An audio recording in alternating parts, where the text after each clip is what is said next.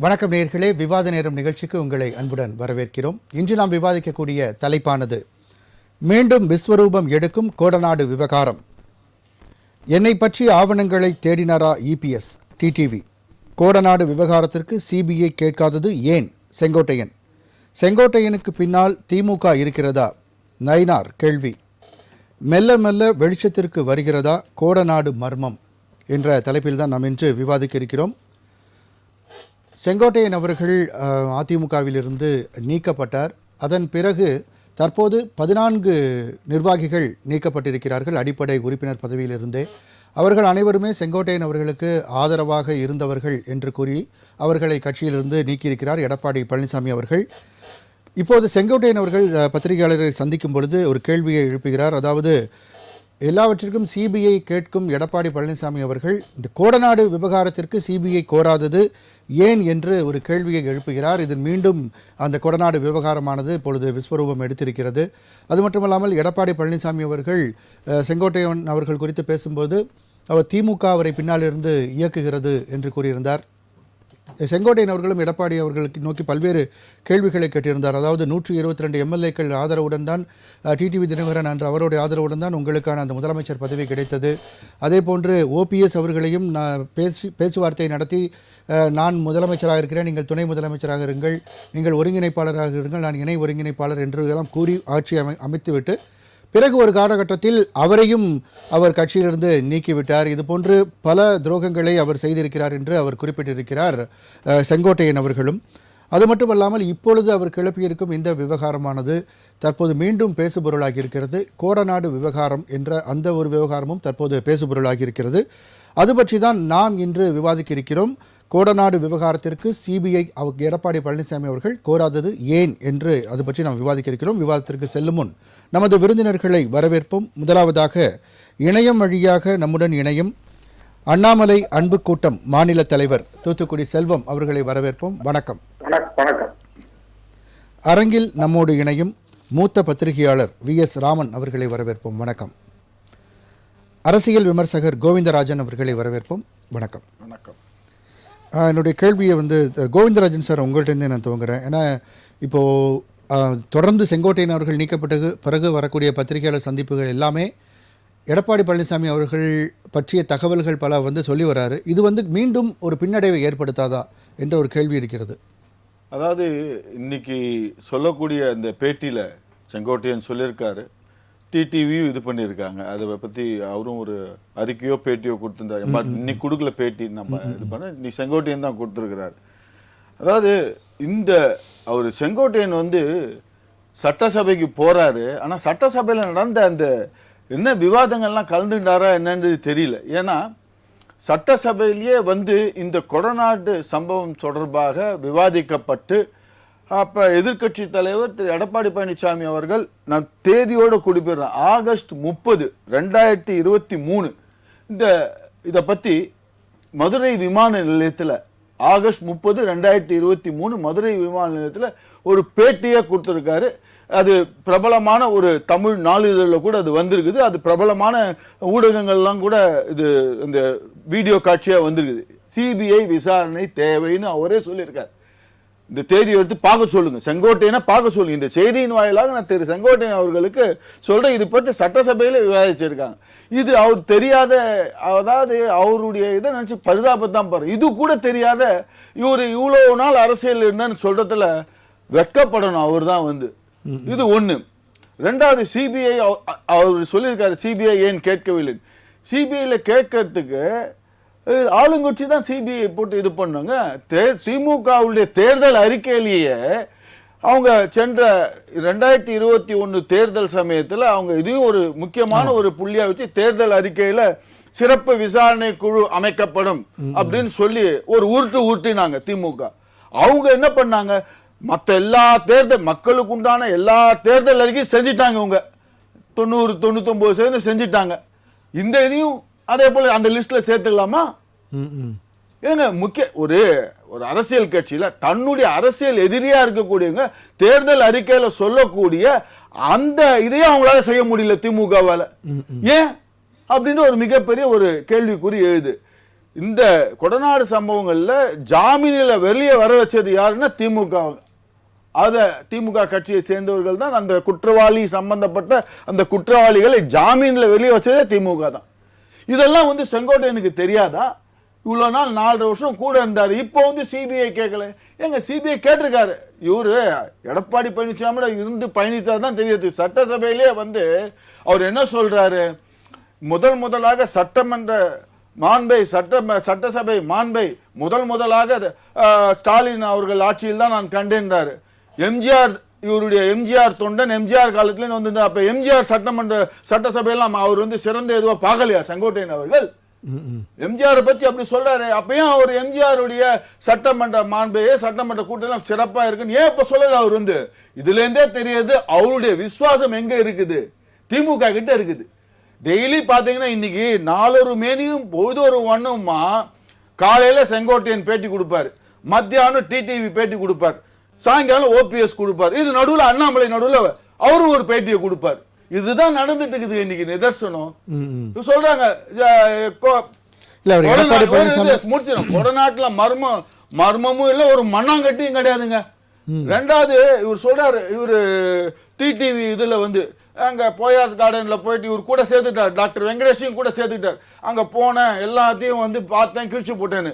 வடிவேலு பட காமெடி தான் ஞாபகம் வருது. வடிவேலு படத்துல ஒண்ணு வரும், படித்தவுடன் கிழித்து விடவும், அதுதான் ஞாபகம் வருது. அவர்கிட்ட கேட்பாராம் வடிவேல்கிட்ட போயிட்டு, என்னங்க கிழிச்சுட்டேங்க? ஆமா, படித்தவுடன் கிழிச்சு விடவும் போட்டிருக்குது, அதான் நான் பண்ணேன் அப்படின்னு. அது போலதான் இருக்கு டிடிவி தினகரன் சொன்னது. ஏன் சொல்ல வேண்டியது தானே? ஆக மொத்தத்துல இவங்க பண்ணக்கூடியதெல்லாம் பாத்தீங்கன்னா, ஜெயலலிதா அம்மையார் இறந்த உடனே அந்த போயாஸ் தோட்டத்துக்கு போனதே இவங்க வந்து நீங்க சொல்றத வச்சு பார்க்கும்போது அப்ப இந்த கொடநாட்டுல வந்து உண்மையிலேயே ஒரு ஆவி தான் வந்து அங்க 5 பேரை கொன்றுச்சா அப்படின்ற ஒரு கேள்வி வருது. ஏங்க அதை வந்து விசாரணை பண்ண வேண்டியது யாருங்க பண்ண முடியும்? அது யார் செய்தார்கள்? அவர் எடப்பாடி பழனிசாமி தெளிவா சொல்லியிருக்காரு. ஆகஸ்ட் மாதம் 30ஆம் தேதி 2023ஆம் வருடம் மதுரை விமான நிலையத்தில் வச்சு பேட்டி, செய்தியாளர் பேட்டியாவே சொல்லியிருக்காரு. முன்னாடி இந்த கேரளாவை சேர்ந்த 2 பேர் வந்து கைது பண்ணும்போது அவங்க எடப்பாடி அவர்கள் பெயரை சொன்னதாகவும் தகவல்கள்லாம் இருக்கு இல்லையா? ஏங்க அவர் இவ்வளவு தூரம் சொன்னதாங்க சிபிஐக்கு அவர் ஏங்க நீங்க நடக்கட்டும் சொல்லி சொல்லிட்டாங்களே. நான் கேட்கிறேன், இந்த திமுகவிற்கு திராணி இருந்தால் ஏன் இது வரைக்கும் அவங்க சிபிஐ மேல ஏன் அவங்க தொடக்கல? ஆளுங்கட்சி தாங்க சிபிஐ சயான் நினைக்கிறேன் அவரோட பேர், அந்த கைது கேரளாக்காரரு. அவரை கைது பண்ணும்போது அவங்க சொன்ன அந்த தகவல்கள் எல்லாமே எடப்பாடி பழனிசாமி அவர்களுக்கு சம்பந்தம். நான் திருப்பி மீண்டும் சொல்றேங்க, அப்படி அது சொல்லியிருந்தா ஏன் சிபிஐலயே போக மாட்டேங்கிறாங்க இந்த திமுக அரசு? ஏங்க சொன்னக்கூடிய அந்த தேர்தல் அறிக்கையே வந்து அவங்க வந்து நிறைவேற்றல. அரசியல் எதிரியாக பார்க்கக்கூடிய அதிமுக இந்த இதுக்கு நாங்க இது ஒரு முக்கிய புள்ளியா, ஒரு முக்கியமான ஒரு அம்சமாக சென்ற தேர்தலில் இது இடம்பெற்றது. இந்த கொடநாட்டுக்கு நாங்க விசாரணை வைப்போம், ஜெயலலிதாவின் மரணத்துக்கு நாங்க விசாரணை வைப்போம், அதை மீண்டும் அந்த இது பண்ணுவோம். ரெண்டுமே ஒண்ணும் பண்ணல. இப்ப டிடிவி போயஸ் கார்டன் தோட்டத்துக்கு போயிட்டு என்னத்தை நோண்டி பார்த்தாரு? ஒருவேளை எனக்கு இப்ப சந்தேகம் வருது, மக்கள் எல்லாம் சந்தேகப்படுறாங்க, அவங்க ஜெயலலிதா அம்மையார் வந்து எதனா எழுதி வச்சிருப்பாங்க, அவருடைய இதுக்கு யார் காரணம், எனக்கு பயமுறுத்தல் தொல்லைகள் கொடுக்கறது யார் எழுதி வச்சிருப்பாங்க, அந்த எழுதினதெல்லாம் இந்த மன்னார் குடும்பம் தங்க மாட்டிட போறோம்னு சொல்லிட்டு எல்லாத்தையும் அழிச்சுட்டாங்களோ என்னவோ சொல்ல வேண்டியதுதானே இவங்க. இந்த வடிவேலு பட காமெடி தான், படித்தவுடன் கீழ்த்து விடவும், அதுதான் பண்ணியிருக்கிறாரு டிடிவி. இல்லை, அது மட்டும் இல்லாமல் செங்கோட்டையன் அவர்கள் பல கேள்விகள் வச்சிருக்காரு. அதாவது ஏற்கனவே அவருக்கு உதவி செய்தவர்கள், சொல்லப்போனால் முதலமைச்சர் ஆவதற்கே டிடிவி அவர்களுடைய உதவி, அது மட்டும் இல்லாமல் ஓபிஎஸ் அவர்கள் எல்லாரையுமே வந்து கட்சியிலிருந்து நீக்கிட்டாரு. இப்போ செங்கோட்டையன் அவர்களோட தொடர்பில் இருந்தாங்கன்னு சொல்லி ஒரு 14 பேரை நீக்கிட்டார். இப்படி நீக்கிட்டே போயிட்டு இருந்தா கட்சி அமாவாசை ஆயிரும் அப்படின்னு சொல்லியிருக்காரு. ஏங்க யார் அமாவாசை ஆகுறான்றத பார்க்கணுங்க. யார் அமாவாசை ஆவாரு? இவர் தான் இன்னைக்கு சென்ற ஒரு பிரபல வார நாள் இதுல போட்டுருக்காங்க. மண்குதிரையில இருந்து ஒரு ஆத்துல இறங்குற மாதிரி போட்டிருக்கிறது ஒரு பிரபல வார நாள் இதுல போட்டிருக்காங்க. மண்குதிரை யாரு? எந்த மண்குதிரையை நம்பி அவர் போறாரு? அவர் எந்த மண்குதிரையை நம்பி போயிருக்கிறாரு அவரு? இவங்களுக்கு கூட 3 பேர் இருக்கிறாங்க, 3 பிளஸ் திமுக கலைப்பு விட்டு இருக்கிறாங்க. எல்லாத்தையும் சொல்றாரு அவர் வந்து பிஜேபி தான் என்னை செய்ய இதெல்லாம் தூண்டினார்கள்னு.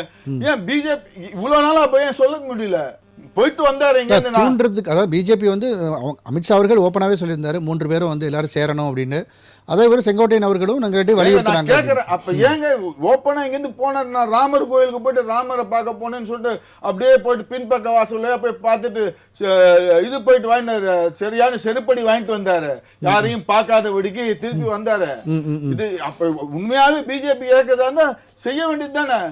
அவர் வந்து அப்படியே பிஜேபி இருந்தாலும் இது எடப்பாடியார் அவர்கள் இந்த நடவடிக்கை மிக சரியான நடவடிக்கை, பிஜேபிக்கு ஒரு செய்தியா கூட இருக்கலாம் அவர் இதை சொல்லக்கூடியது. இதெல்லாம் அதுக்குதான் இன்னைக்கு நயினார் நாகேந்திரன் தெரியான ஒரு பதிலடியை கொடுத்திருக்கிறாரு. அவர் சொல்லக்கூடிய சொன்னாரு செங்கோட்டையன் 6 பேர் நாங்க போய் பார்த்தோம் அப்படின்னு. அந்த 6 பேர் பேரை சொல்ல வேண்டியது தானே, தில் இருக்கா, தைரியம் இருக்கா செங்கோட்டையனுக்கு பேரை சொல்ல வேண்டியது தானே அவருக்கு? ஏன் இப்படி மூடி மறைக்கிறார்? அவர் வந்து இப்ப வந்து அதாவது என்ன பேசுறோம் என்ன எதுன்றது இல்ல தெரியாத அவர் வந்து தத்தளிக்கிறார். கூடா நட்பு கேடாய் முடிகின்ற மாதிரி இந்த கூடா நட்போட அவர் வந்து அவருடைய அரசியல் வாழ்வே இப்ப வந்து இதாக போகுது பாருங்க. சரி சார், தொடர்ந்து பேசுவோம். தூத்துக்குடி செல்வம் சார், அப்போ இது கோடநாடு விவகாரம் இப்பொழுது மீண்டும் விஸ்வரூபம் எடுக்கிறதா? ஆனால் இப்போ கோவிந்தராஜ் அவர்கள் சொல்கிறாங்க திமுக வந்து அங்கே தேர்தல் வாக்குறுதியாகவே கொடுத்தாங்க, அவங்க இது பெருசாக கையாளலை, அதுக்கான காரணம் என்ன அப்படின்றது ஒரு கேள்வி எழுப்புறாரு.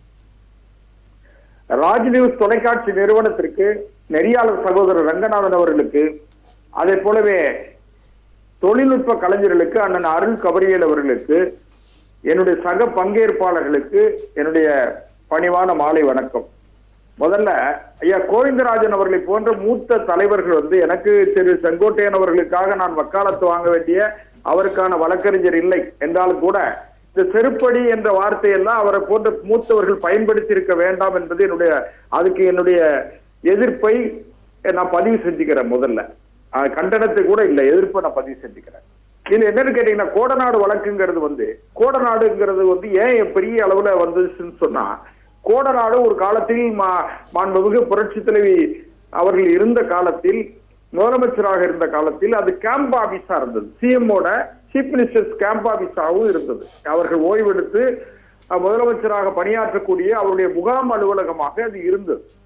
அந்த இடத்துல 2017 அதிமுக ஆட்சி காலத்தில் மரியாதைக்குரிய எடப்பாடி பழனிசாமி அவர்கள் முதலமைச்சராக இருந்த காலத்தில் ஒரு 5 மர்டர், அதாவது 1-2 கிடையாது, அந்த பங்களா வந்து உடைக்கப்பட்டிருக்கிறது. பங்களாவினுடைய காவலர் இருந்த பகதூர் என்பவர் கொல்லப்பட்டிருக்கிறார். தொடர்ந்து அதுல இருந்த ஒரே நிமிஷம் அரங்கிற்கு வந்திருக்கும் முன்னாள் அதிமுக நிர்வாகி ஆவின் வைத்தியநாதன் அவர்களை வணக்கம். தொடர்ந்து பேசுங்க தூத்துக்குடி செல்வம் சார். அதாவது ஆபரேட்டர் வந்து கொல்லப்பட்டிருக்கார். இப்படி 5 பேர் படுகொலை செய்யப்பட்டிருக்கார். அதாவது ஒரு சென்சிட்டிவ் மர்டர், புரூட்டல் மர்டர் நடந்திருக்கு. அப்போ அந்த புரூட்டல் மர்டர் நடந்த சமயத்துல இருந்தது அதிமுக அரசு. அப்ப அதிமுக அரசு இருந்த காரணத்தால் அதுல அவங்க அந்த காவல்துறை பொறுப்பு வகித்தவர்கள் அதை முறையாக விசாரித்து இன்னும் கொஞ்சம் துரிதமாக நடவடிக்கை எடுத்து அந்த உண்மை குற்றவாளிகளை கண்டுபிடித்திருக்க வேண்டும் என்பது எல்லாரிடத்திலும் எழக்கூடிய பொதுவான கேள்வி. அதுல ஒண்ணு. இரண்டாவது, திராவிட முன்னேற்ற கழக அரசு கூட 2021 சட்டமன்ற தேர்தல் அறிக்கையில கூட நாங்கள் கோடநாடு வழக்கை விசாரித்து உண்மை குற்றவாளிகளை கண்டுபிடிப்போம்னு சொன்னாங்க. அவங்களுமே இப்போ வந்து 5 ஆண்டு நிறைவு செய்ய போறாங்க, அவங்களுமே கண்டுபிடிக்கல. இதுல யாருக்கு யாரு கொலியுடன் யார் இன்னொரு விஷயம் வந்து இப்போ பிஜேபியை பொறுத்த வரைக்கும் வந்து இப்போ கூட்டணிக்காக அதிமுக வந்து முதல்ல எடப்பாடி பழனிசாமி அவர்கள் பிஜேபியோட கூட்டணியே இல்லைன்னு சொல்லிட்டு இருந்தாரு. ஆனால் பின்னாட்களில் வந்து திடீர்னு கூட்டணி அப்படின்னு வரும்போது இந்த மாதிரியான ஃபேக்டர்ஸை வச்சு தான் பிஜேபி கூட்டணி வச்சிருக்கு. உதாரணமாக இந்த கொடநாடு விவகாரமாக இருக்கட்டும், அதே போன்று அவருடைய உறவினர்களுக்கு சில கான்ட்ராக்ட்கள் வாங்கி கொடுத்த அந்த வழக்குகளாக இருக்கட்டும், இதை போன்று இவைகளை வைத்துதான் இந்த கூட்டணியை அவர்கள் அமைத்திருக்கிறார்கள் என்ற ஒரு பேச்சும் இருக்கு. உங்களுடைய பார்வையை சொல்லுங்க அதுக்கு. அதாவது சார், அரசியல்ல எல்லா வாய்ப்புகளையும் பயன்படுத்துவாங்க. மரியாதைக்குரிய டிடிவி தினகரன் அவர்கள் வந்து எங்களுடைய தலைவர், அரசியலில் அதிசயமாகவும் அவசியமாகவும் பார்க்கப்படுகிற தலைவர் அண்ணாமலை அவர்களுக்கு மிக நெருங்கிய நண்பர், திரு ஓபிஎஸ் நெருங்கிய நண்பர். ஆனால் கூட நான் என்ன சொல்றேன்னு கேட்டீங்கன்னா, திரு டிடிவி தினகரன் அவர்கள் வந்து கடந்த நாடாளுமன்ற சட்டமன்ற தேர்தலில் அவர் வந்து ஒருவேளை அதிமுக கூட்டணியில் இணக்கமாக இருந்திருப்பார், ஆனால் மீண்டும் அதிமுக ஆட்சி அதிகாரத்திற்கு கூட வந்திருக்க முடியும். 38 சட்டமன்ற தொகுதியில அவர் மதிக்க தகுந்த வாக்குகளை பெற்றார். அதெல்லாம் வந்து பார்க்கணும். அவரு என்னை பொறுத்தவரையில் தனிப்பட்ட என்னுடைய கருத்து, திரு டிடிவி தினகரன் அவர்கள் அரசியலில் மிகுந்த பக்குவம் உள்ளவர், எதையும் எதிர்கொள்ளக்கூடிய தைரியம் உள்ளவர், அதுல மாறுபட்ட கருத்துல ஒரு நுட்பமான அறிவாற்றல் உள்ளவர். நான் இன்னும் கூட ஒண்ணு சொல்றேன். மரியாதைக்குரிய திருமதி சசிகலா அவர்களை வந்து எல்லோருமே சொன்னாங்க, அம்மாவை கொண்டுட்டாங்க, அப்படி பண்ணிட்டாங்க, இப்படி பண்ணிட்டாங்க அப்படின்லாம் சொன்னாங்க. அதுக்கு பிறகு நடந்த விசாரணை கமிஷன்ல எல்லாம் அவங்க மேல எந்த குற்றமும் இல்லைன்னு சொல்லி நிறுவனம் ஆயிட்டு. ஏன்னு கேட்டீங்கன்னா சார் நிறுவனம் இல்ல சார், அத சார் அதனுடைய விசாரணை அறிக்கை முழுவதும் வரவே இல்ல, அறகுறையா நிக்குது, அறகுறையா நிக்குது. கோவிந்தராஜ் சார், முதல் சுற்றுல நீங்க வந்து குறிக்கிற கூடாது. நீங்க தவறான செய்தியை மக்களுக்கு சொல்லக்கூடாது. அவங்க நிரபராதின்னு அந்த விசாரணை சொல்லல சார், அவங்க சசிகலா நிரபராதின்னு சொல்லல. சரி, ஓகே ஓகே சொல்லிட்டீங்க. முடங்கி கிடக்குது. ரைட் ரைட் ரைட் சார், அவசியம் கொஞ்சம் பேசுங்க சார், பேசுங்க பேசுங்க. ஒண்ணு, அவங்க மரியாதைக்குரிய திருமதி சசிகலா அவர்கள் வந்து கடந்த காலங்களில் அவர்கள் பிடித்ததெல்லாம் பிள்ளையாராக போச்சு. அதாவது அவங்க யார வேட்பாளர் தேர்வாக இருக்கட்டும், முக்கியமான அமைச்சர்கள் தேர்வாகட்டும், எல்லாமே அவங்க தான் பண்ணாங்க. அவங்க இன்னும் சொல்ல போனீங்கன்னா டிஃபேக்டோ சிஎம் சொன்னா, நிழல் முதலமைச்சர் சொன்னா அதுல பொய் கிடையாது. ஆனால் அவர்கள் இதையும் தாங்கி கொண்டு ஒரு 4 ஆண்டு காலம் சிறை வாழ்க்கையில முடிச்சுட்டு வந்திருக்காங்க. நான் என்ன ஒன்னே ஒண்ணு கேளுங்க சார், இவங்களெல்லாம் நான் ஆதரிச்சு பேசித்தான் ஆகணும், அவர்கள் சார்பாக பேசக்கூடிய வழக்கறிஞராக நான் வரவில்லை. நான் மரியாதைக்குரிய திரு அண்ணாமலை அவர்களுடைய சார்புல அவர்களுடைய ஆதரவாளர் என்கிற வகையில நான் உங்ககிட்ட பேசுறேன். அதே நேரத்துல முன்னாள் முதலமைச்சர், மரியாதைக்குரிய ஆளுமை மிகுந்த தலைவர், அவர்கள் யாரை பார்த்தாலுமே நீ எப்படி இருக்குன்னு கேட்டா அது ஒரு செய்தி. அவன் அந்த யாரை கேட்கிறார்களோ அவர்களுடைய உயரம் கூடிரும். அப்படிப்பட்ட ஒரு ஆளுமை மிகுந்த தலைவருடைய அந்த கோடநாடு பங்களாவில் நடந்த குற்ற வழக்கு இந்த நாள் வரை ஏறக்குறைய 8 ஆண்டு காலம் முடிஞ்சிச்சு. 8 ஆண்டு காலம் முடிவுற்ற நிலையிலும் கூட அந்த கோடநாடு வழக்குல ஒரு கொலை இல்ல, 5 கொலை, 5 படுகொலை தொடர்ச்சியாக ஒன்றுக்கொன்று கராபரேட்டிவ், அதாவது ஒன்றுக்கொன்று தொடர்பான கொலை நடந்திருக்கு. 5 கொலை. அப்ப 5 கொலையுமே வந்து நீங்க முதலே குறிப்பிட்ட மாதிரி ஆவியா செஞ்சது யார்? அதை கண்டுபிடிக்க முடியாத அளவிற்கு தமிழ்நாடு காவல்துறை இன்வெஸ்டிகேஷன் ஏஜென்சி ரொம்ப பலகீனமா இருக்காங்களா அப்படிங்கிற ஒரு கேள்வி. ஒரு நிமிஷம் சொல்றேன். நான் தமிழ்நாடு அரசின் மீது கூட நான் ஒரு குற்றச்சாட்டு வைக்க விரும்புகிறேன். நீங்க அஜித்குமார் கேஸ் திருப்பத்தூர்ல நடந்து பாருங்க, சிவகங்கை மாவட்ட திருப்பத்தூர்ல அந்த கோவிலுக்கு காவலாளி கொலை வழக்க உடனே நீங்க சிபிஐ கொடுத்தீங்கல்ல, அதே மாதிரி கோடநாடு கொலை வழக்கையும் நீங்கள் இன்றைய திமுக அரசாவது சிபிஐ ஒப்படைச்சிருக்கணும். ஏன்னு கேட்டீங்கன்னா சிபிஐ என்பது ஒரு ப்ரொஃபஷனல் ஏஜென்சி, அதாவது தொழில் முறையாக மிக சரியாக விசாரிக்கக்கூடிய, எந்த பாரபட்சமும் இல்லாமல் எந்த சார்பும் இல்லாமல் அவர்கள் விசாரணை செய்யக்கூடிய ஒரு விசாரணை அமைப்பு. அதனால சிபிஐக்கு கொடுத்திருக்கணும். ஏன் திரு எடப்பாடி பழனிசாமி அவர்கள் காலத்திலும் அது நடக்கல, திரு திமுக ஆட்சி காலத்தில் நடக்கல. சரி, ஓகே, நீங்க சொல்ற பாயிண்ட் புரியுது. நம்ம தொடர்ந்து அடுத்த சுற்றுல பேசுவோம். நிச்சயமாக மரியாதைக்குரிய முதலமைச்சர், முன்னாள் முதலமைச்சருடைய அந்த கேம்ப் ஆபீஸில் நடந்த படுகொலை கண்டனத்துக்குரியது, கவலைக்குரியது. இன்னும் நிறைய பூதங்கள் வெளியே வரும் தான். ஓகே சார், ஓகே, நான் அடுத்த சுற்றுல பேசலாம். திரு ஆவின் வைத்தியநாதன் சார், அதாவது நீங்க ஃபர்ஸ்ட் கொடநாடு போயிருக்கீங்களா சார்? நீங்க? நான் போயிருக்கேன். போயிருக்கீங்க, சொல்லுங்க சார். அப்போ நீங்க தான் ஆப்டான பர்சன். அங்கே என்ன பங்களாவில் என்னென்ன மர்மங்கள் எதுவும் இருக்கா? அதில் எங்கேயுமே மர்மம்லாம் இல்லைங்க. அது ஒரு எஸ்டேட்டுங்க, ரம்மியமான எஸ்டேட்டு. அந்த எஸ்டேட் மாதிரி அந்த ஊட்டிலே ஒரு எஸ்டேட் கிடையாது. ஓகே, அப்படி ஒரு ரம்மியமான, அம்மா வந்து ரொம்ப விரும்பி நேசித்த ஒரு இடம் புரட்சி தலைவி அம்மா.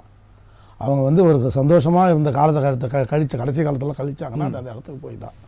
அந்த இடத்துல போயிட்டு ஒரே ஒரு விஷயங்க, அண்ணா எல்லா பகுதிக்கும் இருக்கீங்களா? அங்கே எல்லா பகுதியிலும் போக முடியாது.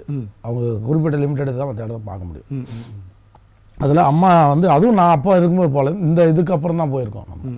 நாங்கள் என்ன சொல்ல வரோன்னா, அந்த இடத்தோட ஓனர் செல்வனனுக்கு கேட்குறேன் நான், எனக்கு தெரிஞ்சவர் தான் இருந்தாலும் செல்வனன், அந்த ஓனர் ஆஃப் த ப்ராப்பர்ட்டி இப்போ யார்? திருமதி சசிகலா நடராஜன் இல்லையா?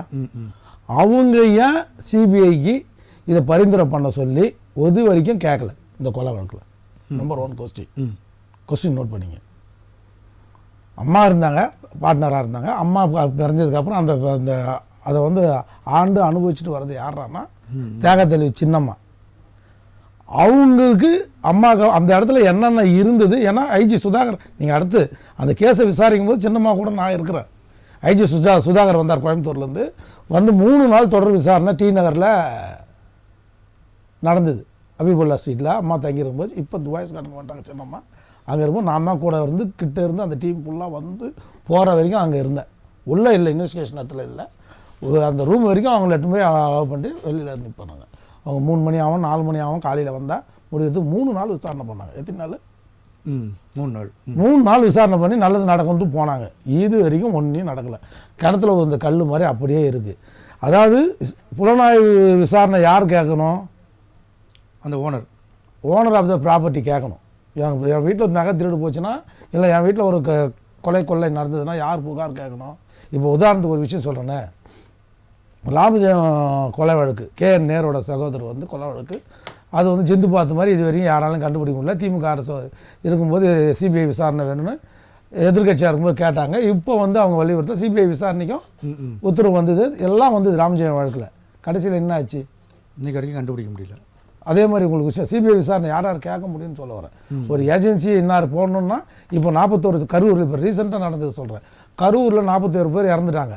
திரு ராகவாச்சாரி சீனியர் மூத்த வழக்கறிஞர் அப்பீர் ஆனார். யாருக்கோசம் அப்பீர் ஆனார்? அந்த 41 பேரில் ஒருத்தர் பாதிக்கப்பட்டிருந்தார், அவரும் அப்பீர் ஆனார். அந்த 41 பேரில் ஒருத்தர் பாதிக்கப்படான்னு சொல்லி கோபால் சுப்ரமணியம், அதாவது அப்படியே சென்ட்ரல் கவர்மெண்ட் அட்டார்னி ஜெனரல், இதுக்கு முன்னாள் அட்டார்னி ஜெனரல், அவர் அப்பீர் ஆனார். எல்லாருமே பாதிக்கப்பட்டவங்க தான் அந்த ஏஜென்சியை மாற்றக்கூடிய உரிமை இருக்குது. அப்படி இல்லைன்னா தமிழக அரசுக்கு அந்த உரிமை இருக்குது. கரெக்டு தானே? தமிழக அரசு மாற்றாது, அது தெரிஞ்ச விஷயம். அவங்க வந்து வேலுமணியோட இப்போ செங்கோட்டையன் அவர்கள் வந்து அதாவது எடப்பாடி பழனிசாமியும் சிபிஐ கோராதது ஏன் அப்படின்ற ஒரு கேள்வி எழுப்பியிருக்காரு. நாங்கள் சொல்றது உங்களுக்கு புரியுதா? எடப்பாடி சார் அவர் தான் கொலவாளி, இல்லை அவர் தான் முதல் குற்றவாளின்னு சொல்கிறோம். A1 அக்யூஸ்ட்னு சொல்கிறோம். அக்யூஸ்டா பேர் சிபிஐ கேட்பாரா? திமுக அரசு, இங்கே இருக்கிற அரசு வந்து அதை நெருக்கடி கொடுத்து அவருக்கு தொல்லை கிட்ட நெருங்கி வரப்போகுதுன்னு அவர் அரெஸ்ட் பண்ணும்போதுன்னா இவர் தப்பிச்சு போவா. அவரோட கூட்டாளி சிபிஐ மத்திய அரசை கேட்பாரு, போய் எனக்கு சிபிஐ மாதிரி என்னை காப்பாற்றுக்குன்னு கேட்பாரு. அவருக்கு தான் இங்கே நெருக்கடியே இல்லையா திமுகவில்? இந்த கேஸ் எங்கே ஆரம்பிச்சதோ அதே இடத்துல தானே நிற்கிது. 5 கொலை நடந்தது. நான் சொல்ல வந்தது டைவர்ட் பண்ணுறீங்க. தியாகத்தலைவி சின்னம்மா இந்த கழகத்தின் பொதுச் செயலாளர்னு சொல்லி கல்வெட்டு வச்சு டி நகரில் எம்ஜிஆர் வீட்டில் கல்வெட்டு வச்சிருக்கேன் நான். அந்த அம்மா செல்வாண்ணா நல்லா கேட்டுக்கங்கண்ணா, அம்மா யார் கேட்கணும் ரைட் பர்சன்ன்றது உங்களுக்கு சொல்கிறேன். இந்த கேஸில் வழக்கில் இன்னைக்கு வரைக்கும் அந்த வழக்கோட மர்மத்தை மற்றதெல்லாம் பேட்டி கொடுக்குறாங்க. வெங்காயம் விலை ஏறி போச்சு, தக்காளி விலை குறைஞ்சி போச்சுன்னு பேட்டி கொடுக்குற சின்னம்மா, இந்த வழக்கு தமிழ்நாடு அரசு விசாரணை பண்ணால் எங்களுக்கு நியாயமும் நீதியும் கிடைக்காது. அதனால இந்த இடத்தோட உரிமையாளர் என்ற முறையில் இந்த இடத்தோட உரிமையாளர் என்ற முறையில் தொடர் கொலை, அதாவது அந்த லால் பகுதியிலேருந்து சிசிடிவி ஆப்ரேட்டர் தினேஷ்லேருந்து அம்மாவோட டிரைவர் யார் அந்த கனகராஜ், டிரைவரோட மனைவி, பச்சிலம் குழந்தை, கை குழந்தை, 3 பேர் கொலை பண்ணியிருக்காங்க. அது ஆக்சிடென்ட் கிடையாது. ஆக்சிடென்ட்னா எப்பாவது தெரியாமல் நடக்கிறது பேர் ஆக்சிடென்ட். இது கொலை. இது நான் எடப்பாடி பண்ணாரா, எஸ்பி வேலுமணி பண்ணாரா, அவங்க அண்ணன் அன்பு சொல்லி பண்ணாரா அப்படின்னு நாங்கள் யாரையும் குறிப்பிட விரும்பல. இல்லை என்ன முடிச்சிடுறேன். இது நேரு கேட்டா மாதிரி நீங்க ஏன் இது வரைக்கும் மௌனமா இருக்கிறீங்க?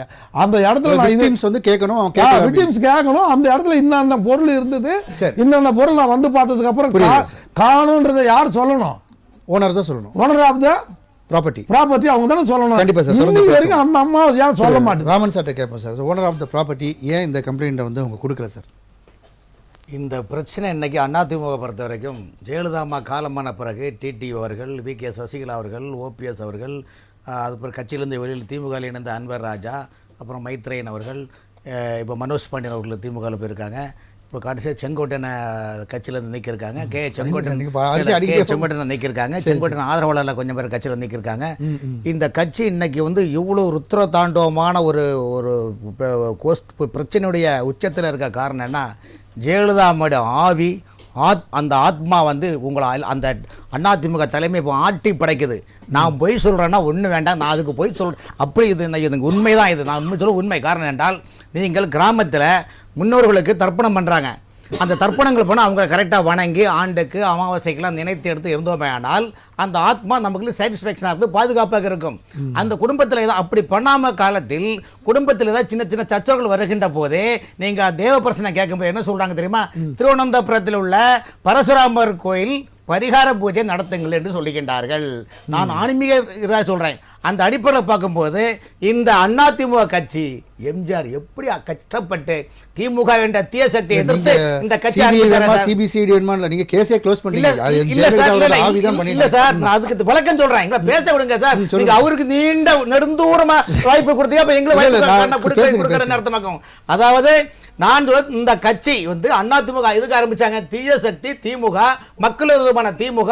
இந்த திமுக எதிர்த்து மக்களை ஒருங்கிணைத்து சினிமா துறையில் பல்வேறு பாடல்களும் வளங்களும் நலன்களும் பெருக்கி திட்ட வடிவங்களை கொடுத்து மக்கள் ஏழை எளிய மக்களை இதயத்தில் புகுந்தனால்தான் இன்று எம்ஜிஆர் ஆட்சிக்கு வந்தார். அவர் ஒவ்வொரு பாடலும் எப்படி இருந்தது?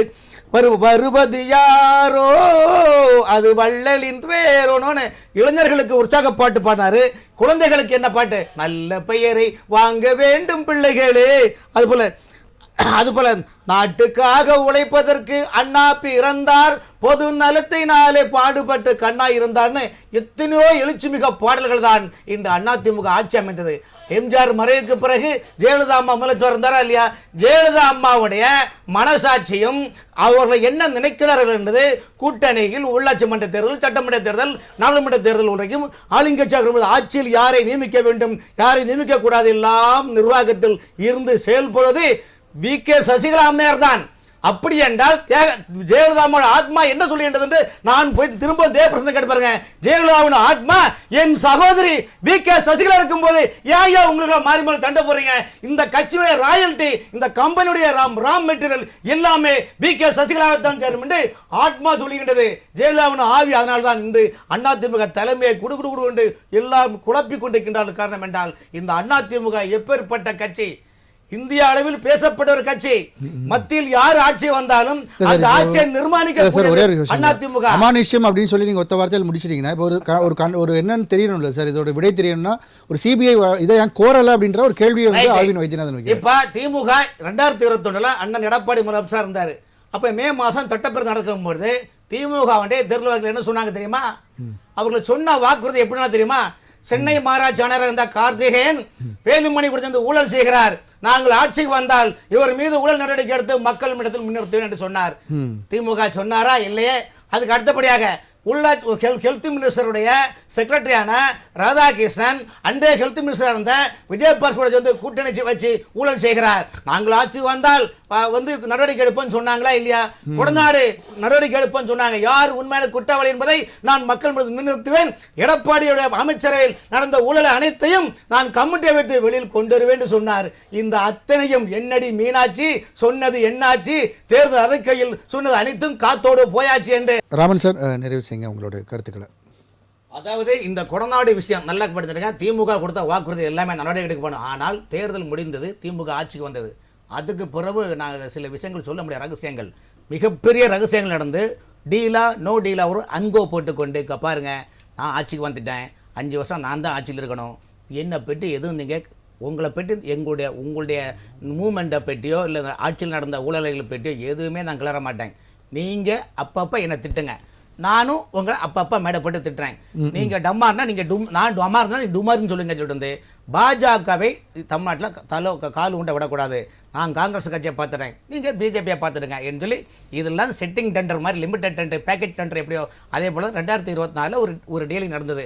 அதுவும் போல தான் நான் வேண்டாம் இந்த இதை வந்து இனிமேல் அங்கே கூட்டணி வச்சா சிறுபான்மை மக்களோட ஓட்டு எங்களுக்கு வர கிடைக்காதுன்னு சொல்லி ஒரு செட்டிங் கொடுத்தாங்க. இப்போ செங்கோட்டையன் வந்து திடீர்னு இப்போ கொடநாடு பற்றி பேசுகிறார் அப்படின்னா அவருக்கு அதை பற்றி ஏதோ இந்த விஷயத்தை அதுக்கு செங்கோட்டையன் அவர்களோ டிடிவி தினகரன் அவர்களோ கொடநாடு மேட்டரை பற்றி இவ்வளோ தூரம் சொல்கிறாங்க. காரணம் என்னால் திமுக ஆட்சியினர் கொண்டு வரேன்னு சொன்னாங்க இல்லையா?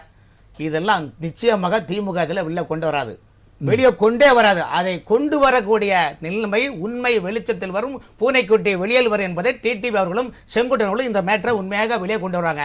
வெளியே கொண்டு வரும்போது கட்சிக்குள்ள மிகப்பெரும் குழப்பம் ஏற்படும்.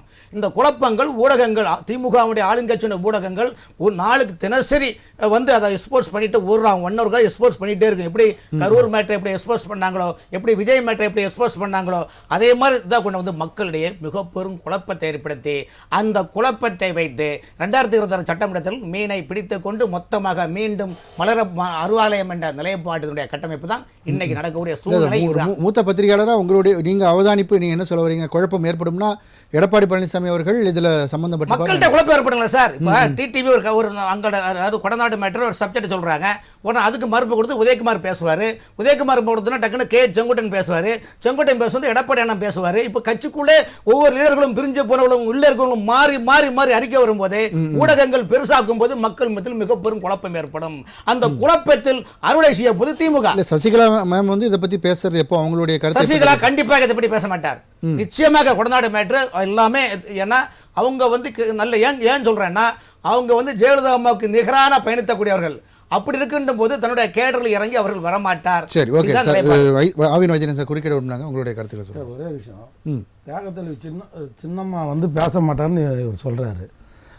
ஏதோ 3 நாள் நாங்கள் அருகில் இருந்திருக்கிறோம். வாக்குமூலம் ஐஜி சுதாகர்கிட்ட அந்த வாக்குமூலம் இருக்குது. மாண்புமிகு தளபதி தமிழக முதல்வர் என்ன சொன்னார்னா, எதிர்கட்சி தலைவராக இருக்கும்போது தேர்தல் இதில் வந்து பிரச்சாரத்திலே அவர் சொன்னார். என்ன சொன்னார்னா, நாங்கள் ஆட்சிக்கு வந்தால் 3 மாதத்தில் கொடநாடு கொலை வழக்கு உண்மை குற்றவாளிகளை கண்டிப்பாக அம்மா வந்து அந்த இடத்த வந்து தெய்வமாக வழங்கினாங்க.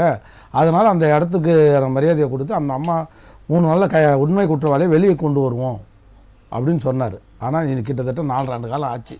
இது வரைக்கும் அதுக்கான எந்த முயற்சியும் திராவிட முன்னேற்ற கழக அரசு இன்றையும் சிறிய முயற்சி எடுக்கலை. குறைஞ்சபட்சம் அந்த குல பெண்ணணிக்கு சதி திட்டத்தில் அதை இயக்குன அந்த இப்போ சேலம் மாவட்ட செயலாளராக இருக்கார், அவர் பேர் எடப்பாடியோட வலதுகரம் சொல்லக்கூடிய இளங்கோ. அவரு கூட இன்னும் காவல்துறை விசாரிக்கவில்லை. ஏன்னா எடப்பாடி இவ்வளோ குற்றச்சாட்டு வருது. தியாகத்தில் சின்னமாக விசாரணை பண்ண காவல்துறை சுதாகர் ஐஜி தலைமையிலான அது விசாரணை பண்ணவங்க. அடுத்து யாரை பண்ணியிருக்கணும்? அன்றைக்கி இருந்த முதலமைச்சர், அவர் பேர் அடிப்படுது இளங்கோ. அதாவது இவரோட அண்ணன், யாரோட அண்ணன், வேலுமணியோட அண்ணன், அங்கே அந்த யானைக்குட்டியோ இன்னக்குட்டியோ ஒரு சட்டமன்ற உறுப்பினர். இவங்கெல்லாம் வந்து அது யார் சொல்கிறாருன்னா, அந்த வழக்கில் இப்போ போலியாக போட்டிருக்க உண்மை குற்றவாளி ஒருத்தர் மேலே கேஸ் போட்டிருக்காங்களே, அவருக்கு A1 போட்டிருக்காங்க குற்றப்பத்திரிகையில், அவர் மேலே சொல்கிறாங்க. அவர் என்ன சொல்லியிருக்காரு, எல்லாம் இது எடப்பாடி முழு சம்பந்தம் இருக்குது, இந்தந்த இடத்துல சயான் கரெக்டாக நிறைய சொன்னீங்க. அந்த சயானுடைய வாக்குமூலத்தை பிரகாரம் கூட இன்னும் காவல்துறை முன்னெடுக்காமல் தயங்குது. சயான் கொடுத்த வாக்குமூலம் ஒரு உண்மையாக கோவாக்கீஸோட வாக்குமூலத்தை எடுத்துக்கணும், அப்படியே எடுத்துக்கணும்னு அவசியம் இல்லை. ஆனால் கோகஜென்ட் இருந்ததுன்னா அந்த வாக்குமூலத்தை நம்ம வந்து சாட்சிகள் இருந்ததுன்னா அதை விசாரணை பண்ணி அதை எடுத்துக்கலாம்னு கோர்ட் ஆஃப் லா சொல்லுது. அப்படி இருக்கும்போது இது வரைக்கும் அந்த சேலம் இளங்கோ அங்கே ஆக்சிடென்ட் கனகராஜ் எந்த இடத்துல ஆக்சிடென்ட் ஆகி செத்துருக்காரு, ஆத்தூர் அருகே சேலம் இளங்கோனால கூப்பிடப்பட்டு அந்த இடத்துல அவர் வந்து மர்டர் பண்ணியிருக்காங்க. அவர் வந்து இது வரைக்கும் அந்த வழக்கை பற்றி அவர்கிட்ட ஒரு விசாரணை கூட காவல்துறை திமுக இயக்குதுன்னு சொல்றாங்க. அது எந்த வகையில் உண்மையா இருக்கு? யாரு? செங்கோட்டையன் அவர்கள் திமுக மாற்றி இவங்க வந்து திமுக, இவங்க ஏ டீம், இவங்க பி டீம்னு எல்லாமே சொல்கிறோம். நம்ம கூட சொல்லலாம் பிஜேபி தான் இயக்குது எடப்பாடியை. ஏன்னா இது கொலை வழக்கை பற்றி பேசினா நயனார் எதுக்கு இதில் உள்ள வராது? சம்மன் இல்லாமல் எதுக்கு நயனார் தான் ஆஜராக வராது? இபிஎஸ் பற்றி சொல்கிறோம். ஒன்று இபிஎஸ் அவர் மேலே வேலை குற்றம் இல்லைன்னா நீங்கள் தைரியமாக அவர் சொல்லணும். நீங்கள் இந்த எங்களுக்கு ஸ்டேட் கவர்மெண்ட்டோட ஏஜென்சி மேலே காவல்துறை மேலே சொல்லியிருக்காங்க. ஆகஸ்ட் 23 மதுரை விமான நிலையத்தில் பத்திரிகையாளர் சந்திப்பில் எங்களுக்கு இந்த தமிழக அரசு மேலே இந்த இது கேஸ் நடத்தக்கூடிய நம்பிக்கை இல்லை, சிபிஐ ஓணும் அப்படின்னு ஓன்னா இந்த வீடியோ காட்டுறேன், வீடியோ காட்டுறேன், சிபிஐ அவரே சொல்லிருக்க வீடியோ காட்டுறேன் பாக்குறீங்களா? பிரபல 4 இதழில் வந்து போற வழியில போகும்போது பீடியால கேட்ட வந்துருமா? அது பெட்டிஷன் யார் போடணும்? ஹைகோர்ட்ல டைரக்ஷன் வாங்கணுமா இல்லையா?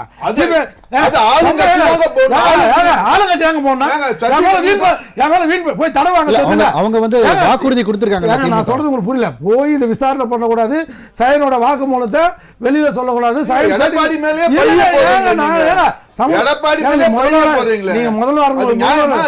முதல்வராக இருக்கும்போது இவர் எதிர்கட்சி தலைவராக இருக்கும்போது எடப்பாடி மேல சந்தேகம் சொன்னாரா இல்ல? 5 கொலை 5 கொலை தானே ஒருத்தர் சாயத்தை செத்துட்டானே. அம்மா நடவடிக்கை எடுக்கல, சங்கராச்சாரியர் மேல நடவடிக்கை எடுக்கல, பட்டியும் கொட்டியுமா போட்டுக்கிறாரு. அதே சங்கராமா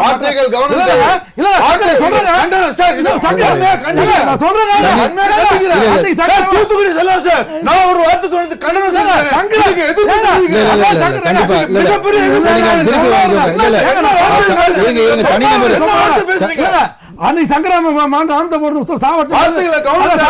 சங்கராச்சாரியர் அம்மா நடவடிக்கை எடுத்தாங்களா? ஜெயலலிதா சிலம் நடத்தாங்களா இல்ல இல்லையா? நீங்க இருந்தாலும் தனிநபரா வந்து நீங்க இந்த மாதிரி இல்ல, நியாயத்தை பேசுறேன். ஒரு பட்டியல சமூகத்தை நான் எந்த சமூகத்துக்கு எதிரான நியாயத்தை பேசுங்க. ஏங்க, 5 கோடி எப்படி வார்த்தைகள், ஏங்க, வார்த்தைகள். வார்த்தைக்கு மன்னிப்பு கேளுங்க. இல்ல, 5 கோடி நீங்க இல்ல, 5 கோடி நீங்க பண்ணீங்க அப்போ. அந்த சார் சார் சார் சார் உட்காருங்க சரி சரி ஆட்சியில இருக்கும்போது மன்னிப்பு கொடுக்குறீங்க. சார் ஒரு நிமிஷம் ஆவிராஜன் சார், நீங்க ஏதோ சமூகம் அவங்க வந்து இல்ல நீங்க குறிப்பிட்ட சரி ஓகே நீங்க வார்த்தைகளை வந்து கவனமா கையாளுங்க.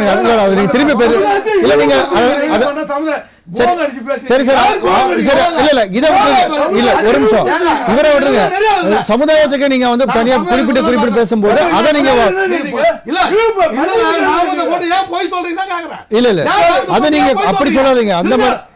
அந்த வார்த்தைகளை நீங்க ஏன் பொய் சொல்றீங்கன்னு கூட கேட்கலாம், தப்பு இல்ல. ஆனா அதுக்கு முன்னாடி நீங்க குறிப்பிட்டது அதை நீங்க சரி சொல்லுங்க. ஏன் வந்து பொய் சொல்றீங்க? நாமத்தை போட்டுட்டு திருநாமத்தை போட்டு பொய் சொல்றீங்க. ஆதாரத்தை காட்டுங்க. ஆதாரத்தை காட்டுங்க. ஒரே ஒரு கொலை தான் ஆதாரம் காட்டுங்க. ஒரே ஒரு கொலை தான் நடந்ததுன்னு சொல்றாரு. அப்ப 4 கொலை யாரு? பாருங்க சார், ஆதாரம் சார் காட்டுங்க. ஆதாரம் பாருங்க, பாருங்க ஐயா, ஆதாரம் ஜூம் பண்ணி காட்டுங்க பாருங்க. சரி சரி சரி Govindaraj sir Govindaraj sir Govindaraj sir Govindaraj Govindaraj sir Govindaraj sir ஒரு நிமிஷம் சார் கோவிந்தராஜ் சார் ஒரு நிமிஷம் இருங்க இருங்க இருங்க இருங்க இருங்க நான் சொல்றேன் ஒரு நிமிஷம் இருங்க சார் கோவிந்தராஜ் சார் ஒரு நிமிஷம் நான் வரேன் மறுபடியும் வரேன். ஓகே சார் ஓகே அவர் அதை ஒத்துக்கிறாரு. போற போக்குல சொல்றது இல்ல சார். அவர் அதான் சொல்றாரு, அவர் ஒத்துக்கிறாரு, அது இல்லன்னு சொல்லல சார், இருக்குன்னு சொல்றாரு, அவர் ஒத்துக்கிறாரு சார். ஆனா நீங்க ஏன் வந்து ஒரு ப்ராப்பரா வந்து அது நாம இது பண்ணல அப்படின்னு ஆரம்பத்துல முதல் சுற்றுல நான் தெளிவா தேதி மோகன் சொல்லி சார் இப்போ கூட அவர் அதை அவர் ஒத்துக்கிறாரு சார். போற போக்குல சொல்றது இல்ல. சிபிஐக்கு வந்து அவர் வந்து ப்ராப்பரா அவர் ஏன் வந்து கோரல அப்படின்னா அவருக்கு சார் சொல்லி இருக்கிறது வேற, ப்ராப்பரா வந்து அதுக்கான அப்ளை பண்றதுன்றது வேற. அதை தான் அவர் கேட்கிறாரு. ஒரு நிமிஷம் நீங்க சொல்லுங்க சார். சார் ஒருத்தருக்கு அவர் எதிர்கட்சி தலைவர், ஒரு நாட்டோட எதிர்கட்சி தலைவர் அவர், கரெக்ட் தானே? அவருக்கு எல்லா ரைட்டும் இருக்குது. போய் இதை பற்றி பேட்டியாக கொடுக்கக்கூடாது, இதை பற்றி டிபேட்டே பண்ணக்கூடாதுன்னு சொல்லி ஸ்டே ஆர்டர் வாங்குறீங்க. ஏன் ஒரு ஏஜென்சி, எனக்கு இந்த ஏஜென்சி மேலே நம்பிக்கை இல்லை அப்படின்னு ஒரு பெட்டிஷன் அப்போ எப்படி தோணும்? தியாகத்தில் சின்னமாக அந்த ரைட் இருக்கு. அவங்க தன்னுடைய பொறுப்பை இருந்து நழுவுறாங்க, இல்லை கை கழுவுறாங்கன்னு சொன்னா இல்லையா? எங்க தலைவியா இருந்தாலும் புரியுது 100% உரிமை கூற வேண்டிய இணையத்தில் போக வேண்டியிருக்கு. நம்ம 100% உரிமை கூற வேண்டியது தியாகத்தில் சின்னம்மா. அதுக்கப்புறம் எதிர்கட்சி தலைவர் இவர் மேலே பழி சொல்லலைன்னா என்ன பண்ணோம்? நேராக ஒரு ஹைகோர்ட்டில் ஒரு 10 இதுக்கெல்லாம் சிவி சமூகத்தை வச்சு பெட்டிஷன் போடுறீங்கல்ல, இதுக்கு ஒரு பெட்டிஷன் போட்டு இந்த வழக்கை வந்து எங்களுக்கு தமிழக காவல்துறையில் விசாரணை பண்ண எங்களுக்கு நியாய நீதி கிடைக்காது, வேற மாநிலத்துக்கு மாற்றி வேற ஏஜென்சி மூலம் சிபிஐ மூலம் அவருக்கு தெரியாத நீதிமன்றம் திமுக இல்ல திமுக வந்து இந்த நாட்டில் வந்து அம்மா மேல வழக்கு சொத்து குழிப்பு நடக்கும்போது இந்த மாநிலத்தில் நடத்தினா விசாரணை நடத்தினா நியாயம் கிடைக்காது. அதனால இப்ப பரப்பன மாத்தினீங்களா? ஒரு முதலமைச்சர் இருந்த காலத்திலும் சரி, இந்த வழக்கை சிபிஐ மாத்த சொல்லி இன்னைக்கு வரைக்கும் வழக்கு தொடரும். தூத்துக்குடி செல்வம் சார், அதாவது எடப்பாடி அவர்கள் பேசும்போதும் சரி, ஓபிஎஸ் அவர்கள் பேசும்போதும் சரி, செங்கோட்டையன் அவர்கள் பேசுனதும் சரி, எல்லாமே ஒரு பிஜேபி பின்புலம் இருக்கு. பிஜேபி வந்து எங்களுக்கு வந்து கட்டுப்படுத்துறாங்க அல்லது அவர்கள் வந்து இணைஞ்சிருக்கணும்னு சொல்றாங்க. எல்லாருமே பிஜேபி பத்தி சொல்லும்போது இதற்கு எல்லாமே பின்னாடி இருக்கிறது பிஜேபி தானான்ற ஒரு கேள்வியும் எழுது. இல்ல ஒருத்தர் வந்து நான் இன்னொன்னு கேட்டீங்கன்னா, கடந்த 2017ஆம் ஆண்டு மரியாதைக்குரிய அம்மையார் திருமதி சசிகலா அவர்கள் வந்து ஜெயிலுக்கு சிறைச்சாலைக்கு போய் செல்ல வேண்டிய ஒரு நிலை ஏற்படும் போது அன்னைக்கு எடப்பாடி பழனிசாமி அவருடைய அரசை காப்பாற்றியது பாரதிய ஜனதா கட்சி தான், அன்றைக்கு இருந்த கவர்னர் வித்யாசாகர் தான் அப்படிங்கிறது எல்லாருக்கும் தெரியும். அத திரு செங்கோட்டையன் அவர்களும் சொல்லியிருக்காங்க, திரு ஓபிஎஸ் அவர்களும் சொல்லியிருக்காங்க. இப்ப என்ன விஷயம்னு கேட்டீங்கன்னா சார், இப்போ இதுவரை 2017ஆம் ஆண்டு மரியாதைக்குரிய புரட்சி தலைவர் அவர்கள் இறந்த பிறகு நடந்த இடைத்தேர்தல், ஆர்கே நகர் இடைத்தேர்தல்ல மரியாதைக்குரிய டிடிவி தினகரன் அவர்களை ஆதரித்து திரு எடப்பாடி பழனிசாமி பேசினாங்க, பிரச்சாரம் பண்ணியிருக்காங்க. அதனால நான் என்ன சொல்றேன்னு கேட்டீங்கன்னா, இதெல்லாம் நடந்த பிறகு கூட அதுக்கு பிறகு திரு டிடிவி தினகரன் அவர்களே அவர்கள் திரு டிடிவி தினகரன் அவர்கள் திருமதி இல்ல நீங்க டிடிவி தினகரன் ஒரு வீடியோ காமிச்சாரு, செங்கோட்டையன் அதை மென்ஷன் பண்ணியிருந்தார். தொப்பி சின்னத்துக்கு ஆதரவு. சசிகலா அம்மா இவங்க எல்லாம் சேர்ந்துதான் வந்து எடப்பாடி பழனிசாமி அவர்களை முதலமைச்சர் ஆக்குனாங்க. அதுக்கு பிறகு என்ன உள்ள அவர்களுக்குள்ள என்ன நடந்ததுங்கிறதுலாம் நமக்கு தெரியல. தெரிந்த விஷயங்களே நம்ம பேச வேண்டியதுக்கான சப்ஜெக்ட் இது கிடையாது. இப்ப என்னன்னு கேட்டீங்கன்னா, திரு டிடிவி தினகரன் அவர்கள் இப்போ வந்து விஸ்வரூபம் எடுக்கிறார். நான் திரு டிடிவி தினகரனை மறுபடியும் மென்ஷன் பண்றதுக்கு என்ன காரணம்னு கேட்டீங்கன்னா, மரியாதைக்குரிய அண்ணன் அண்ணாமலை அவர்களுக்கு, எங்களுடைய தலைவர் அண்ணாமலை அவர்களுக்கு வேண்டியவருங்கிறதுக்காக நான் பேசல. தமிழ்நாட்டு அரசியலில் மிகுந்த சாமர்த்தியமாக பத்திரிகையாளர்களை சந்திக்கிறதாக இருந்தாலும் சரி, அந்த கேள்விகளுக்கு பதில் சொல்கிற லாபகம் அல்லது பொறுமை காப்பது, சிறைகளுக்கு அஞ்சாமல் அதையெல்லாம் வழக்குகளை எதிர்கொள்வது, இப்படி எல்லாம் அதுல அவர் ஒரு திறமையானவர். ஆனால் இடைப்பட்ட காலத்துல சில சங்கடங்களை அவர்கள் வந்து இன்னொன்னு கேட்டீங்கன்னா, தர்மத்தின் வாழ்வுதனை சூது கவும் தர்மமே மறுபடியும் வெல்லும், கட்டுண்டோ பொறுத்திருப்போம் காலம் மாறும் தனு உண்டு அதன் பேர் காண்டிபுன்னு சொல்லுவாங்க. அது என்னன்னு கேட்டீங்கன்னா, திரு டிடிவி தினகரன் அவர்கள்லாம் மிகச்சிறந்த ஆகச்சிறந்த ஆளுமைகளில் ஒருவராக நான் நினைக்கிறேன். இவங்க எல்லாரும் சேர்ந்து அன்பு கூட்டத்துல டிடிவி தினகரன் அவர்கள் வராங்களா? அதிகமா டிடிவி தினகரனை பத்தி பேசும்போது இந்த கேள்வி நான் அதுக்காக சொல்றேன். திரு டிடிவி தினகரன் அவர்கள் அரசியல்ல இருக்கணும் சார். அப்படிப்பட்டவங்க எல்லாம் இருந்து ஒரு அதிகாரத்துல இருந்தாங்கன்னா நல்லது.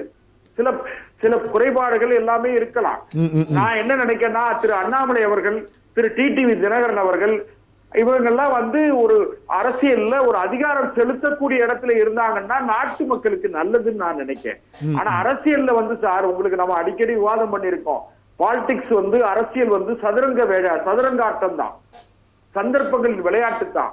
அதனால இன்னும் நாம நவம்பர் மாசத்தினுடைய மத்திய பகுதியில் இருக்கோம். ஏறக்குறைய நவம்பர் மாதத்தினுடைய முதல் வாரம் முடிந்து 2வது வார தொடக்கத்துல இருக்கோம். நீங்க ஜனவரி மாசம் பாத்தீங்கன்னா இன்னும் தொடர்ந்து கூட நிறைய அதிர்ச்சிகளும் ஆச்சரியங்களும் என்னது மிகப்பெரிய திருப்பங்கள் எல்லாம் அரசியல்ல நடக்கும். அதுல நாம என்ன சொல்றோம்னு கேட்டீங்கன்னா, எப்பவுமே பிரச்சனைகள் வரும்போது அந்த பிரச்சனைகளை எதிர்கொள்ள வேண்டியவர்கள் எதிர்கொண்டுதான் ஆகணும். நாம நீண்ட நெடுங்காலம் 1974 75 நடந்ததாக சொல்லப்படுகிற சர்க்காரியா கமிஷனை பத்தி இன்னைக்கும் பேசிக்கிட்டு இருக்கோம். 75 நடந்த மிஸ்ராவை பத்தி இன்னைக்கு பேசிக்கிட்டு இருக்கோம். அப்படி இருக்கும் போது 2017 நடந்த கோடநாடு கொலை வழக்கில் குற்றவாளிகள் 5 பேர் ஏன் கைது செய்யப்படவில்லை? முறையான விசாரணை ஏன் நடக்கப்படவில்லை? 5 கொடூர மரணங்களுக்கு என்ன முடிவு? மரணமும் வந்து சாதாரண மரணம் கிடையாது, புரூட்டல் மர்டர். அந்த மர்டருக்கு என்ன விளைவு? அது இன்னொன்னு ரோட்ல ஏதோ நடந்துட்டு நினைக்காதீங்க. முன்னாள் முதலமைச்சருடைய கேம்ப் ஆபீஸ், எது முகாம் அலுவலகம், அந்த முகாம் அலுவலகத்தில் இல்ல இப்ப இதுக்கு வந்து கண்டுபிடிக்காமல் இருப்பதற்கு என்ன ஒரு காரணமா இருக்கும்னு நினைக்கிறீங்க? இது நெகோசியேஷனுக்கு பயன்படுத்துறாங்களா இல்ல எதுக்காக? இல்ல அண்ணன் ஆவின் வைத்தியநாதன் அவர்கள் மேற்போக்க அப்படியே கொஞ்சம் தொட்டுட்டு போனாங்க. அண்ணன் நம்ம பத்திரிகையாளர் அண்ணன் ராமனு சொன்னாங்க. அதாவது சில விஷயங்கள்ல வந்து சில சமரசங்கள் ஆண்டவர்களுக்கும் ஆள்பவர்களுக்கும் இடையிலே சில சமரசம் ஏற்பட்டிருக்க கூடுமோ என்று நினைக்காங்க. ஆனா வைத்தியநாதன் சொன்னதுல ஒண்ணுல மாறுபடுறேன். மரியாதைக்குரிய திருமதி சசிகலா அவர்கள் ஏன் வந்து சிபிஐ கேட்கல அப்படின்னு சொல்றாங்க. நான் ஒண்ணு கேட்கிறேன், அவர்கள் மீது சுமத்தப்பட்ட அபாண்டமான பழிச்சொல்லில இருந்து இப்பொழுது அவர்கள் வெளியே வந்திருக்காங்க. நாட்டு மக்கள் வெளியே வரல, மீண்டும் சுட்டி காட்டுற வெளியே வரல சார். அவங்க நிரபராதி வெளியே வரல. இன்னும் அந்த ஆறுமுகசாமி ஆணையம் முடங்கி கிடக்குது. நீங்க அவங்களுக்கு வந்து சர்டிபிகேட் கொடுக்காதீங்க. அவங்க நிரபராதின்னு இன்னும் வெளியே வரல. அந்த சந்தேகம் இருக்குது, பொதுமக்கள்கிட்ட அந்த சந்தேகம் ஒண்ணு இருக்குது. சரி, ஓகே, உங்க பாயிண்ட். இவங்க வந்து எதுவுமே அந்த ஆணையத்துக்கு இவங்க விசாரணைக்கு okay sir, okay sir, okay. நான் வரல சார், நிப்பாட்டுங்க சார் ப்ளீஸ். நீங்க அதிமுக வரலாறுகள் எல்லாம் நீங்க என்ன சார்? எனக்கு தெரியும் சார், உங்களுக்கு தான் தெரியும். உங்களுக்கு நீங்க எங்க இருந்து வந்தீங்க? மதிமுகல இருந்து நீங்க வந்து இது பண்ணி எல்லாம் உங்களுக்கு தெரியும் சார். எனக்கு இண்டிவிஜுவலா பேசுறீங்க சார். ஒரே விசாரணை முடிஞ்சு விசாரணை அறிக்கை ஆறுமுகசாமி கவர்மெண்ட்டுக்கு சப்மிட் பண்ணிட்டாருன்னு ஒரு புரியாமையா இல்ல சார்.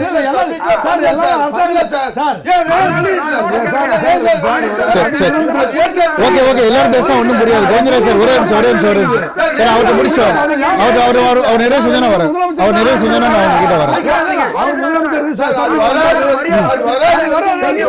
சரி, ஒரு நிமிஷம். சரி, ஓகே ஓகே, இல்ல இல்ல அதை வச்சுக்கலாம், பேசுவோம், அதை பத்தி பேசுவோம் சார். நிறைய செய்யுங்க சார். சரி, சார், இருங்க சார். மீண்டும் இந்த கோவிந்தராஜ் சார். சரி சரி பேசுவோம், நம்ம இங்க பேசலாம் ஒரே நிமிஷம். சார் சொல்ல முடியுங்க சார், சொல்ல முடியுங்க. அதாவது உங்களுக்கு தான் எல்லாம் சரி சரி சரி சரி சரி சரி சரி people smarter than you. சரி சரி சரி ஓகே ஓகே ஓகே சொல்லு. சார் கோவிந்தராஜ் சார், அதாவது பிறர்க்கின்னா முற்பகல் செய்யின் தமக்கின்னா பிற்பகல் தாமே வரும்ங்கிறதா வள்ளுவருடைய வாக்கு. அதனால விதைத்தவர்கள் அறுவடை செய்யக்கூடிய காலம் நெருங்கிட்டு இருக்கு. இந்த 2026 தேர்தல் வந்து இங்க இப்படி எல்லாம் குழப்பம் வருது. அதனால மறுபடியும் திமுக ஆட்சிக்கு வந்துருமான்னு கேட்டா நிச்சயமா நான் மறுபடியும் வரேன். இல்ல கேள, ஒரு செய்தியோட முடிச்சிடுறேன். அரசியலினுடைய திசை வழி போக்கு வேறு வழியும் வடிவம் எடுக்கிறது. தமிழக வெற்றி கழகமும் திமுகவும் என்கிற நேர் எதிர்திசை அரசியல் களம் அந்த திசையை நோக்கி போய்கொண்டிருக்கிறதோ என்று நான் கண்டிப்பா பொறுத்திருந்து பார்க்கலாம் சார். ராமன் சார், அதாவது நிறைவு கருத்தையும் சேர்த்தே பதிவு பண்ணிருங்க. அதாவது தமிழ்நாட்டுடைய அரசியலில் இன்னைக்கு உள்ள சூழ்நிலையில் திமுகவுடைய மக்கள் விரோத ஆட்சியை தமிழ்நாட்டுடைய ஒட்டுமொத்த மக்களும் வீழ்த்த வேண்டும் என்ற எண்ணத்தில் இருக்கிறாங்க. அதே போல் தமிழ்நாட்டில் எதிர்க்கட்சிகள் இன்றைக்கு உள்ள சூழ்நிலையில் உங்களுக்குள்ளே இருக்கிற அதிமுக இருக்கிற ஏகப்பட்ட இந்த மாதிரி ஒருத்தர் ஒன்று ஒன்றா சொல்லி எலெக்ஷன் நேரத்தில் இந்த மாதிரி பிரச்சனைகள் பண்ணும்போது, ஏன்னா பாட்டாளி மக்கள் கட்சி அவங்க அப்பா பிள்ளைக்குள்ளுக்குள்ளே பிரச்சனைகள் அங்கே இதாக இருக்குது. அப்போ தமிழ்நாட்டை பொறுத்தவரைக்கும் மக்கள் வந்து ஒட்டுமொத்த ஒரு முகமாக மாற்றத்தை கொடுக்கணும்னு நினைக்கிறாங்க. இந்த நேரத்தில் நமக்கு தேவை அறுவடை தான் தேவை. நமக்கு தேவை திமுக வீழ்த்த வேண்டும் ஒற்றை இலக்கில் நீங்கள் பண்ணதுக்கு தான் முதல்ல. ஏன்னா தமிழ்நாட்டில் எனக்கு பார்த்தீங்கன்னா தமிழ்நாடு முழுவதும் கொள்ளை வழிப்பறி கஞ்சா நிலக்கபலீகரம் ஊழல் எந்த பிரச்சனை அவ்வளோ பிரச்சனைகள் உச்சத்தில் இருக்க மட்டும் இல்லை, திமுகவிலே உள்கட்சி பிரச்சனை இருக்குது. திமுகவில் ஊராட்சி பேராட்சி நகராட்சி மாநகராட்சியில் உள்ள எல்லா மக்கள் பிரதிநிதிகளும் மக்களை சந்திக்க முடியல. ஏன்னா அவ்வளோ கோபத்தில் இருக்கிறாங்க. அதனால தான் இன்றைக்கி கேம்பு அங்கங்கே போட்டு அரசு துறை அதிகாரிகளை பயன்படுத்தி தேர்தல் பிரச்சாரத்தை பயன்படுத்துகிறாங்க. எப்படின்னா யானை வரும் பின்னே மணி ஓசை வரும் முன்னேற்ற நிலைப்பட உருவாக்காங்க. ஆகவே சூழ்நிலைகள் இந்த மக்கள் இந்த ஆட்சிக்கு விரோதமாக செங்கோட்டையன் அவர்களுக்கு பின்னாடி திமுக இருக்குன்னு சொல்லி நயினார் நாகேந்திரன் அவர்கள் கேள்வி இல்லை. அதில் என்ன விஷயம்னா, அவர் திமுக இருக்கணும்னா அவருடைய அறிக்கைகளை பார்த்து அப்படி சொல்கிறாரு. பட் அதே நேரத்தில் செங்கோட்டையன் வந்து அந்த அளவுக்கு, ஏன்னா அவர் எம்ஜிஆர் காலத்திலேருந்தே அதாவது ஒரு நம்பிக்கையுரிய நட்சத்திரமாக இருக்கிறாங்க. அதே நம்பிக்கை ஜெயலலிதா மட்டும் இருந்தாங்க. 12 வயசுல அதிமுக வந்தேன்னு சொன்னாரே, இப்ப திமுக போயிட்டாரு. இல்ல ஒரு விஷயம் சார், நீங்க சொல்லக்கூடிய மனோஜ் பாண்டியன் சொல்றீங்க, அந்த மனோஜ் பாண்டியன் குடும்பம் 7 பதவியில் இருந்தாங்க. அம்மா சிந்தியா பாண்டியன் 2 பல்கலைக்கழகத்தின் துணைவேந்தர், அப்பா அவருடைய சபாநாயகர், பிள்ளை சொல்லக்கூடிய நபர் நாடாளுமன்ற உறுப்பினர், இன்னொரு பிள்ளை அரசு வழக்கறிஞர். இப்படி ஒரு குடும்பம் தென் மாவட்டத்தில் ஆதிக்கமான அதிமுக தான். ஆகவே எடப்பாடி என்ன சொல்லுவார், நன்றி அல்லது அண்டே மறப்பு நன்றி என்று சொல்வது போல அவங்க மறக்க விடுறாங்க போகிறாங்க. அவங்க எதையோ ஒரு இதை எதிர்பார்த்து போகிறாங்க. அதனால் நீங்கள் மனோஜ் பாண்டியனுடைய நிலைப்பாடும் செங்கோட்டையன் நிலைப்பாடும் ரொம்ப டிஃப்ரென்ஸான சூழ்நிலைகள். செங்கோட்டையன் 99% அவர் திமுகவில் போக மாட்டார். திமுக பீப்பாக இருக்க வேண்டிய இல்லை, அவர் இருக்கிறார். அது அவருடைய கருத்து. ஏன்னா அந்த பேச்சுடைய சூழ்நிலை அப்படி நினைக்கிறார். ஆனால் என்னுடைய தனிப்பட்ட முறை தான் செங்கோட்டையன் அந்த அளவுக்கு தரம் தாழ்ந்து போக மாட்டார். காரணம் அவரே சொல்கிறாரு, என்னை பாஜக டெல்லி அழைத்தது, எல்லாரும் ஒருங்கிணைந்து செயல்படுங்கள்னு சொன்னார்கள். ஏன்னா இன்னைக்கு வரைக்கும் பாஜக ஒன்றாக சேர்ந்தால் நம்ம வெற்றி உறுதி என்ற நிலைப்பட இருக்கிறாங்க. ஏன்னா இன்னைக்கு வந்து திமுக இலக்கை பார்த்தீங்கன்னா சசிகலா அம்மையார் அதிமுக வந்துடக்கூடாதுன்னு ஒன்று இருக்கிறாங்க. ரெண்டாவது என்னென்னா விஜய் வந்து தனியாக நிற்கட்டும், இங்கே என்டிஏ கூட்டத்தில் வந்துடக்கூடாதுன்னு இந்த ரெண்டும் நடந்தால் மீண்டும் திமுக ஆட்சி வர என்ற நிலைப்பதான் திமுக மனநிலை. ஆகவே திமுக மனநிலை நரித்தந்திரத்தையும் நாம் எதிர்க்கட்சிகள் அனைவரும் ஒருங்கிணைந்து செயல்பட்டால் நிச்சயமாக திமுக ஆட்சி அப்புறப்படுத்தலாம் என்பது நிலைப்பாடு. சரி, ஓகே சார், நன்றி. கோவிந்தராஜ் சார், அதாவது இப்போ நீங்கள் வந்து வாரிசு அரசியல் பற்றி திமுக நம்ம பொதுவாக பேசிகிட்டு இருக்கோம். இன்றைக்கி செங்கோட்டையன் அவர்கள் பேசும்போது இபிஎஸ் வந்து அவருடைய மகள் மாப்பிள்ளை மைத்துனர் இவர்களோட தான் வந்து பல்வேறு டிசிஷன்ஸ் எல்லாம் அவங்க தான் மேக் பண்ணுறாங்க, கட்சிகளோட மக்களை யாருமே கேட்கவதில்லை, அவருடைய மகன் உட்பட பலருமே இந்த முடிவுகளை எடுக்கிறார்கள்னு சொல்கிறார். அதாவது வாய் புளித்ததோ மாங்காய் புளித்ததோ அப்படின்னு சொல்கிறது இது கிடையாது. எங்கன்னா ஒரு கூட்டங்கள்லையோ எதனா ஒரு இதுலையோ அதிமுக கூட்டங்கள்ல யாருன்னா வந்து காட்டி ஒரு ஆதாரத்தை காட்ட சொல்லுங்க பார்ப்போம். இவர் ஏதோ வந்து உளறிட்டு இருக்கிறாரு. இவர் கட்சி விட்டு நீக்கிட்டான்னு அந்த மனவே, அதாவது இவர் என்ன நினைச்சிட்டு இருந்தாரு, நம்மள தூக்க மாட்டாங்க, யாரோ சொல் பேச்சை கேட்டுட்டு இவர் வந்து ஆடிட்டு இருக்காரு. ஆனா இவர் எதிர்பார்த்தது ஒண்ணு நடந்தது ஒண்ணு, அதனால சொல்லிட்டு இருக்காரு. ஒரே ஒரு இது நான் முடிக்கிறது முன்னாடி இது பண்றேன். அண்ணன் திரு வைத்தியநாதன் அவர்கள்ட்ட ஒரு கேள்வி, அண்ணன் அவர்கிட்டையும் செல்வம் சார்ட்டையும், கொடநாடு அந்த மரணம் எந்த தேதி எந்த மாதத்துல நடந்ததுன்னு சொல்லுங்க நீங்க. இல்லை உங்களுக்கு சார், நான் மாதிரில நான் ஒன்றும் தலைமை கிரிமினல் லாயர் இல்லை நடத்துற லாயர். என்னுடைய பாயிண்ட் 2 விஷயம். இல்ல இல்ல சார், இது இருக்கு. நான் எடப்பாடியோட முதலமைச்சரா இருக்கும்போது நடந்தது. காவல்துறைக்கு பொறுப்பு யார் வைத்தது? அதாவது நான் இல்ல என்ன சொல்லுவேன்னா, திரு டிடிவி அவர்கள் என்ன குறிப்பிட்டிருக்காருன்னா, இந்த அவர் வந்து டெல்லிக்கு ஏப்ரல் 17ஆம் தேதி டெல்லிக்கு சென்றதாகவும், இந்த மர்டர் அவர் டெல்லியில சென்றப்ப இந்த ஏப்ரல் 17ஆம் தேதி அவர் டெல்லியில இருந்தப்ப இந்த கொலை நடந்ததாகவும் நேற்று சொல்லியிருக்கிறார் அவருடைய இதுல. ஆனா கொடநாடு கொலை நடந்து 24 ஏப்ரல் 2017.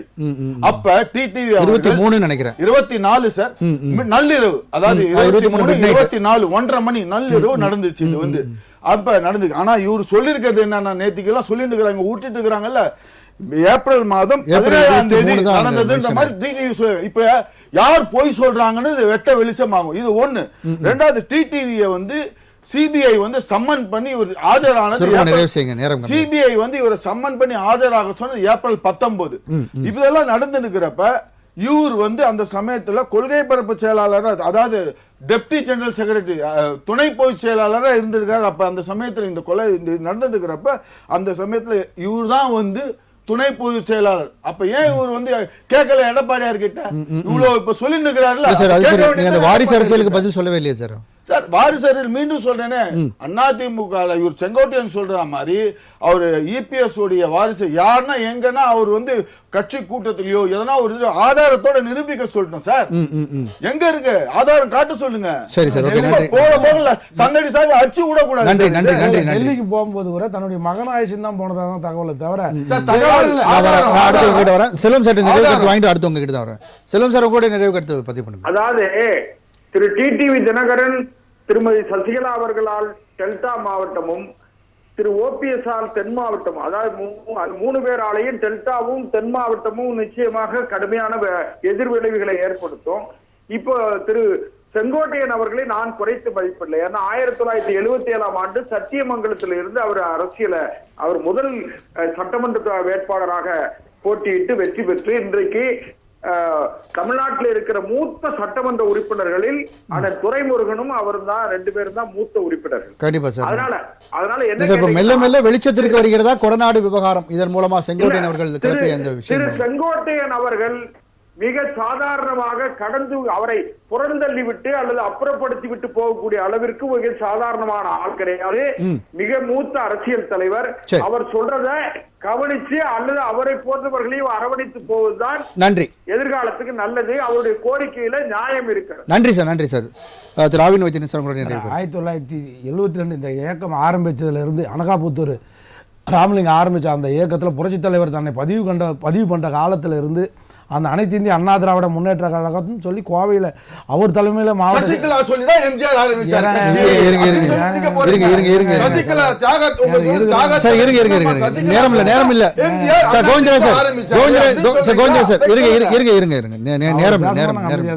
நேரம் இல்ல நேரம் இல்ல 72ஆம் தேதி இந்த அப்ப வந்து அதிமுக தான் ஆரம்பிச்சாங்க. இவருக்கு ஆரம்ப வரலாறு, கட்சி வரலாறு தெரியாது.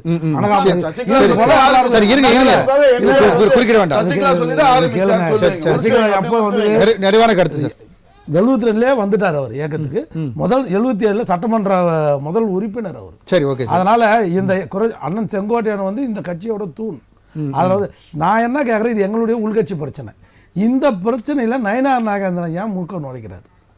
திமுக சொல்லி தான் அவர் பண்றாருன்னு ஏன் நயினார் இப்போ டிடிவி அவர்கள் மூலமாகவும் சரி, செங்கோட்டையன் அவர்கள் மூலமாக வெளிச்சத்துக்கு இல்ல டிடிவி சாரு அவர் அண்ணன் செல்வம் சொல்ற மாதிரி ஆழ்ந்த அனுபவம் இல்லாத இந்த இயக்கத்தினுடைய அடிநாதம் வரைக்கும் தெரிஞ்சவர், அதை விட அதிகமா தெரிஞ்சவர் மூத்த கழக உறுப்பினர் யாருன்னா அண்ணன் துரைமுருகன். திமுக எப்படியோ அதே மாதிரி செங்கோட்டையன் அனைத்து இந்த அண்ணா திராவிட, அதுல எந்த மாற்று கருத்தும் கிடையாது.